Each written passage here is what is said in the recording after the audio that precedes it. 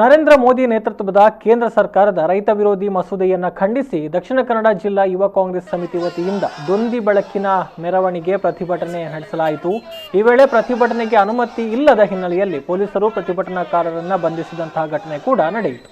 ನರೇಂದ್ರ ಮೋದಿ ನೇತೃತ್ವದ ಕೇಂದ್ರ ಸರ್ಕಾರದ ರೈತ ವಿರೋಧಿ ಮಸೂದೆಯನ್ನು ಖಂಡಿಸಿ ದಕ್ಷಿಣ ಕನ್ನಡ ಯೂತ್ ಕಾಂಗ್ರೆಸ್ ವತಿಯಿಂದ ದೊಂದಿ ಬೆಳಕಿನ ಮೆರವಣಿಗೆಯನ್ನ ಹಂಪನಕಟ್ಟೆಯ ಕ್ಲಾಕ್ ಟವರ್ ಬಳಿ ಹಮ್ಮಿಕೊಳ್ಳಲಾಗಿತ್ತು। ಪ್ರತಿಭಟನೆಯನ್ನ ಉದ್ದೇಶಿಸಿ ಮಾತನಾಡಿದ ಯೂತ್ ಕಾಂಗ್ರೆಸ್ ಜಿಲ್ಲಾಧ್ಯಕ್ಷ ಮಿಥುನ್ ರೈ ಅವರು ಕೇಂದ್ರದ ಮೋದಿ ಸರ್ಕಾರದ ವಿರುದ್ಧ ಆಕ್ರೋಶ ವ್ಯಕ್ತಪಡಿಸಿದರು।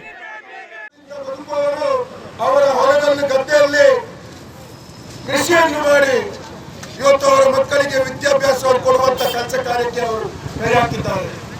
ಬಹುಶಃ ಇವತ್ತು ಎಪಿಎಂಸಿ ಕಾಯ್ದೆಯನ್ನು ನಿಷ್ಕ್ರಿಯ ಮಾಡುವ ಮುಖಾಂತರ ಏನು ರೈತರಿಗೆ ಒಂದು ಎಪಿಎಂಸಿಯ ಮುಖಾಂತರ ಸರಿಯಾದ ಬೆಲೆಯನ್ನು ನೀಡುವಂತಹ ಸಂದರ್ಭ ಇತ್ತ, ಇವತ್ತು ಏಕಾಏಕಿಯಾಗಿ ಎಪಿಎಂಸಿ ಕಾಯ್ದೆಯನ್ನು ನಿಷ್ಕ್ರಿಯ ಮಾಡುವ ಮುಖಾಂತರ ಇವತ್ತು ರೈತರ ಬೆನ್ನಿಗೆ ಚೂರಿ ಹಾಕುವಂತ ಕೆಲಸ ಕಾರ್ಯವನ್ನು ನರೇಂದ್ರ ಮೋದಿ ಅವರು ಮಾಡ್ತಿದ್ದಾರೆ। ಇದೇ ವೇಳೆ ಪೊಲೀಸ್ ಇಲಾಖೆಯ ಅನುಮತಿ ಪಡೆಯದೆ ಪ್ರತಿಭಟನೆ ನಡೆಸಿದ ಕಾರಣಕ್ಕಾಗಿ ಪ್ರತಿಭಟನಾಕಾರರನ್ನ ಬಂಧಿಸಿದಂತಹ ಘಟನೆ ಕೂಡ ನಡೆಯಿತು।